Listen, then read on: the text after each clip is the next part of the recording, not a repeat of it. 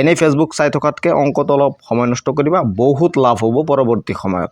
বেলেগৰ কথা শুনি লাভ নাই। ক্লাছ 6ৰ পৰা একেবাৰে 10লৈকে যদি কোনো ষ্টুডেণ্টে চাই আছে তেনেহ'লে সম্পূৰ্ণৰূপে চাবা, কাৰণ আজিৰ এই ভিডিঅ'টোত মই তোমালোকক ৰুটৰ ভিতৰত থকা সংখ্যা কেনেকৈ যোগ কৰিব লাগে এই বিষয়ে দেখুৱাম। যোৱা ভিডিঅ'ত মই তোমালোকক ৰুটৰ ভিতৰত থকা সংখ্যা কেনেকৈ পূৰণ কৰিব লাগে এই বিষয়ে দেখুৱাইছিলোঁ।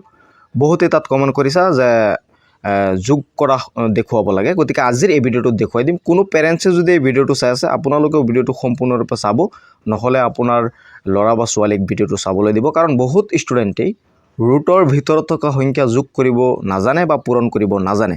এই ভিডিঅ'টো চোৱাৰ পাছত সম্পূৰ্ণৰূপে ডাউটছ ক্লিয়াৰ হৈ যাব। বহুত দৰকাৰী এটা ভিডিঅ'। ক্লাছ 6ৰ পৰা একেবাৰে 10লৈকে বহুত ষ্টুডেণ্টেই এনেকুৱা ধৰণৰ অংক নোৱাৰে, আৰু ক্লাছ 6ৰ পৰা একেবাৰে 10লৈকে এনেকুৱা ধৰণৰ অংক লাগে। গতিকে মেট্ৰিকত পঢ়ি থকা ষ্টুডেণ্টেও চাব পাৰিব, 9ত 6ত 7ত সকলোৱে চাব পাৰিব। তো প্ৰথমতে ইয়াত মই লিখি লৈছোঁ 3টা ধৰণে যোগ কৰা শিকাম। এই 3টা ধৰণ জানিলেই মই আশা কৰোঁ তোমালোকৰ এই ৰুটৰ ভিতৰত থকা সংখ্যা যোগ কৰাৰ প্ৰব্লেম নাইকিয়া হৈ যাব।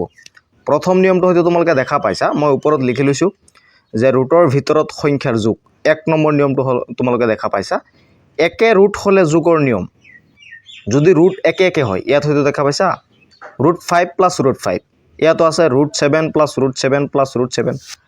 তো এনেকুৱা ধৰণৰ অংক যদি থাকে, ছেম সংখ্যা ৰুটৰ ভিতৰত আছে, তেনেহ'লে যোগ কৰা একেবাৰেই সহজ, একেবাৰে সহজ। ইয়াত হয়তো তোমালোকে দেখা পাইছা √5 + √5। কেইটা √5 আছে ইয়াত? এটা আৰু দুটা, তো 2√5। ইয়াৰ এনচাৰ হ'ব 2√5, একেবাৰে ইজি। যদি এনেকুৱাকৈ 5টা থাকে তেনেহ'লে 5√5। বুজি পাইছা? ইয়াত √5 এটা আছে আৰু ইয়াত এটা আছে, তো √5 কেইটা হ'ল? মাজত যোগ চিন আছে। তো যদি মাজত যোগ চিন থাকে আৰু √5 এনেকৈ থাকে, ছেম সংখ্যা থাকে, তেনেহ'লে কেইটা আছে সেইটো আগত বহাই দিবা। ইয়াত 2টা আছিল কাৰণে 2 বহাই দিছোঁ, 3টা থাকিলে 3 বহালো হয়। তলৰটো হয়তো দেখা পাইছা, ইয়াত আছে কি √7 + √7 + √7, তাৰমানে ইয়াত √7 কেইটা আছে? 3টা। গতিকে ইয়াৰ এনচাৰ হ'ব 3√7। আৰু এটা মই তোমালোকক দেখুৱাই দিলে কথাটো একদম ক্লিয়াৰ হৈ যাব।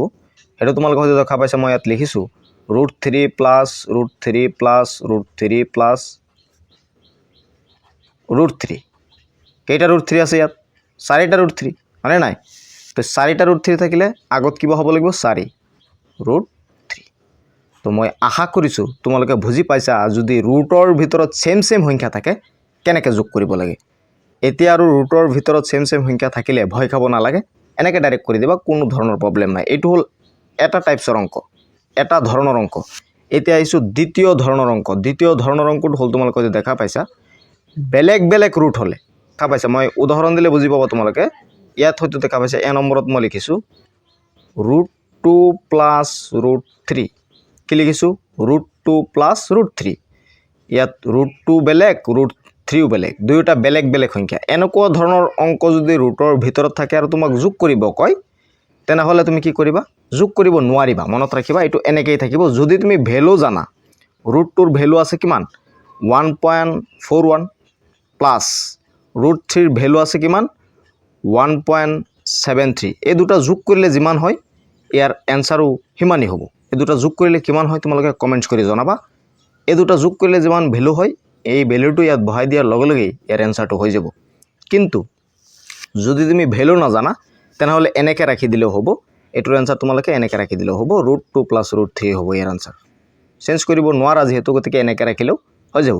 কিন্তু বেছিভাগ ক্ষেত্ৰতেই এনেকুৱা অংক দিয়া থাকিলে √2 বা √3ৰ ভেলু এনেকৈ ছাইডত অংকটো দিয়া থাকে, যে ধৰিবা √3 = 1.41, √3 = 1.73 বা √5 = কিবা এটা ভেলু তোমালোকক দিয়া থাকিব, তেতিয়া সেই ভেলুটো যোগ কৰি দিবা। মোৰ কথাটো কোৱাৰ উদ্দেশ্য হ'ল, যদি বেলেগ সংখ্যা থাকে, এনেকৈ যেনেকৈ আছে এটা √5 + √7, এনেকুৱা ধৰণৰ অংক যদি থাকে, বেলেগ অংক যদি থাকে, আৰু সেই অংকটো যদি পাৰফেক্ট স্কোৱাৰ নহয়, তেনেহ'লে তোমালোকে এই অংকটো ছেম এনেকৈ ৰাখি দিব লাগিব, যদি ভেলু দিয়া নাথাকে। আৰু যদি ভেলু দিয়া থাকে তেনেহ'লে ওপৰটোৰ নিচিনা ভেলু পাতি দিবা, পাতি দি পেলাই যোগ কৰি দিবা। যেনেকৈ √2ৰ ভেলু কিমান? 1.41, আৰু √3ৰ ভেলু কিমান? 1.73। এই দুটা যোগ কৰিলে কিমান হ'ব? সেইটো হ'ব এনচাৰ। ঠিক তেনেদৰে √5ৰ এটা ভেলু আছে, ভেলু যদি পৰীক্ষাত দিয়া থাকে ভেলুটো পাতি দিবা, আৰু যদি দিয়া নাথাকে তেনেহ'লে তোমালোকে এনেকৈ ৰাখিব লাগিব, এনেকৈ ৰাখি দিবা √5 + √7। আশা কৰিছোঁ তুমি বেলেগ অংক দিয়া থাকিলে কেনেকৈ কৰিব লাগে বুজি পাইছা। এতিয়া তোমালোকে মোক এই অংকটো কৰি দেখুৱাবা, √13 + ৰুট 13 এইটো যোগ কৰিলে কিমান হ'ব আৰু 13 নহয় এইটো মই বেলেগ দিছোঁ ধৰি লোৱা ৰুট 11 এইটো ধৰি লোৱা ৰুট 11 ৰুট 13 নহয় ৰুট 13 প্লাছ ৰুট 11 যোগ কৰিলে কিমান হ'ব সেইটো তোমালোকে কমেণ্টছ কৰি জনাবা এইটো হ'ল দ্বিতীয় টাইপছৰ অংক দুই ধৰণৰ অংক মই তোমালোকক বুজাই দিছোঁ এতিয়া আহিছোঁ 3 নম্বৰ টাইপছটো 3 নম্বৰ টাইপছটো বহুত দৰকাৰী এইটো ক্লাছ 10ত বিশেষকৈ লাগে 3 নম্বৰ ধৰণৰ অংকটো যিটো আছে সেইটো বহুত ষ্টুডেণ্টে ক্লাছ 10ত নোৱাৰে 3 নম্বৰ ধৰণটো হৈছে যে ভিতৰৰ সংখ্যা সিম্পলিফাই কৰি কেনেকৈ যোগ কৰিব লাগে এইটো কি বস্তু অংক দুটা ইয়াত দিয়া আছে তোমালোকে কৰিলেই ধুনীয়াকৈ কথাটো বুজি পাবা মই ইয়াত এটা কৰাই দিছোঁ তোমালোকে চোৱা ইয়াত কি দি আছে 8 আৰু ইয়াত কি দি আছে ৰুট 2 দুইটাই বেলেগ বেলেগ কিন্তু এই ৰুট 8ক আমি সিম্পলিফাই কৰিব পাৰোঁ কেনেকৈ চোৱা পুৰণত হয়তো তোমালোকক মই বুজাইছিলোঁ ৰুট 8ক আমি এনেকৈ লিখিব পাৰোঁ নে নাই ৰুট 4 × 2 4 × 2 পূৰণ কৰিলে 80 আছে হয়নে নাই প্লাছ আছে প্লাছ আকৌ ৰুট 2 হৈছে এনেকৈ লিখিব পাৰোঁ এতিয়া চোৱা ৰুট 4 কিন্তু এটা পাৰফেক্ট স্কোৱাৰ ৰুট 4টো এটা পাৰফেক্ট পূৰ্ণবৰ্গ সংখ্যা হয় গতিকে ৰুট 4ক আমি ৰুটৰ বাহিৰত আনিব পাৰোঁ ৰুট 4ক যদি ৰুটৰ বাহিৰত আনো তেনেহ'লে হৈ যাব কিমান ৰুট 2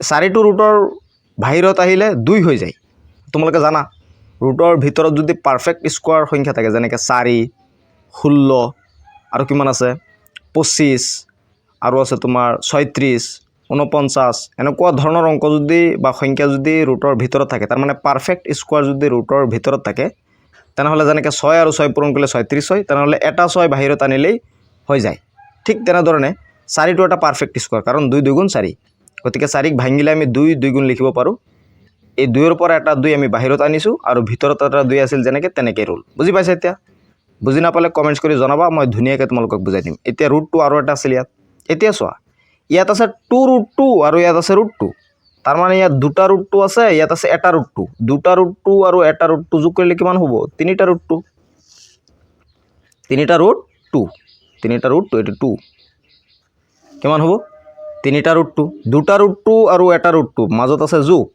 কৰিলে কিমান হ'ব তিনিটা ৰুট 2 বুজি পাইছা তোমালোকে ভিতৰত যদি সংখ্যা সিম্পলিফাই কৰিব লাগে তেনেহ'লে কেনেকৈ কৰিব লাগে আৰু এটা অংক দি আছে ইয়াত তোমালোকে হয়তো দেখা পাইছা মই ইয়াত কৰি দিছোঁ চোৱা 16ক তোমালোকে কেনেকৈ লিখিব পাৰা 16টো এটা পাৰফেক্ট স্কোৱাৰ মনত ৰাখিবা 16টো এটা পাৰফেক্ট স্কোৱাৰ হয় ইয়াৰ বৰ্গমূল আছে কিমান 4 হয়নে নাই 4 গুণ 16 গতিকে এই ৰুটক তোমালোকে এনেকৈ লিখিব পাৰা নাই মই ডাইৰেক্ট লিখি দিছোঁ গতিকে ভাঙি লিখি দিলে তোমালোকে বুজি পাব কথাটো 4 গুণ 16 এনেকৈ লিখিব পাৰোঁ 16ক প্লাছ আছে প্লাছ ৰুট 2 আছে ৰুট 2 এতিয়া চোৱা ৰুটৰ ভিতৰত যদি ছেম সংখ্যা থাকে বাহিৰত ওলালে এটা হৈ যায় দুটা আছে না 4 বাহিৰত ওলাই পেলাই এটা হৈ যাব 4 প্লাছ আছে প্লাছ ৰুট 2 এইটো তোমালোকে এনেকৈও ৰাখি দিব পাৰা বা যদি তুমি ইচ্ছা কৰা 4 প্লাছ ৰুট 2ৰ এটা মান দিয়া আছে পৰীক্ষাত তেনেকুৱা ধৰণৰ দিয়া থাকিলে মান দিয়া থাকিব ৰুট 2ৰ মান আছে ৰুট 2ৰ মান কিমান 1.41 এইটো যোগ কৰি দিলে কিমান হ'ব 5.41 এনেকৈ লিখি দিব পাৰা